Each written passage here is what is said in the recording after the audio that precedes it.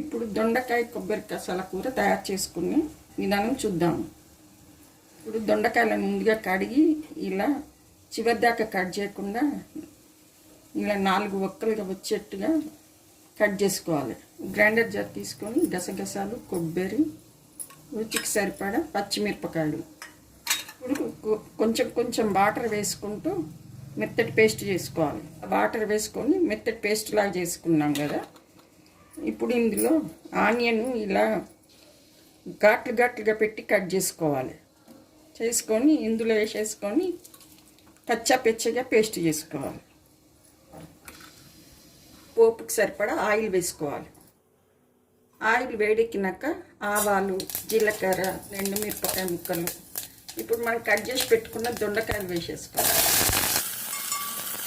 దొండకాయ ముక్కలను కాసేపు ఆయిల్లో వేయించుకోవాలి. లో ఫ్లేమ్లోనే వేయించుకోవాలి దొండకాయలని. ఇప్పుడు పసుపు, ఇప్పుడు కొద్దిగా వాటర్ వేసుకుందాం. ఒక 2 టేబుల్ స్పూన్లని వాటర్ వేసేసుకొని కాసేపు మూత పెట్టి దొండకాయలను మగ్గనిద్దాం. ఇప్పుడు దొండకాయలు కొంచెం ఉడికినాయి అంటే ఒక 70% వరకు ఉడికించుకోవాలి. మిగతాది మనం కొబ్బరి కసాల పేస్ట్తో ఉడుకుతుంది. ఇప్పుడు కొబ్బరి కసాల పేస్ట్ వేసుకుందాం. ఇప్పుడు కొద్దిగా వాటర్ వేసుకుందాం. ఇప్పుడు రుచికి సరిపడా ఉప్పు, కొద్దిగా మూత పెట్టి ఫుల్గా పెట్టి పొంగిపోతుంది. కొంచెంగా పెట్టి దగ్గరికి అయ్యేంత వరకు ఉడికించుకుందాం.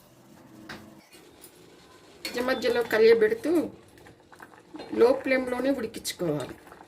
దొండకాయ కర్రీ రెడీ అయింది. చివరగా కొత్తిమీర వేసేసుకుందాం. దొండకాయ కర్రీ రెడీ అయింది. ఇది వేడి వేడి అన్నంలోకి, చపాతీలోకి, పూరీలోకి, ఏ రోటీలోకైనా బాగుంటుంది.